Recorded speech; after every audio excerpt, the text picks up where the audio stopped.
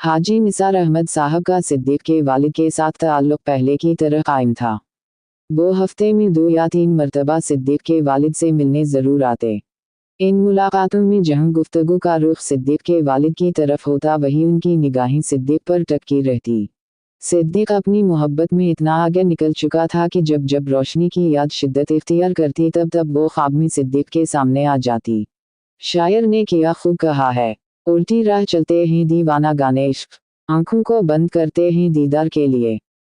एक रोज़ हाजी निसार साहिब सिद्दीक के वालिद से मिलने आए, मगर वो जगह पर मौजूद ना थे।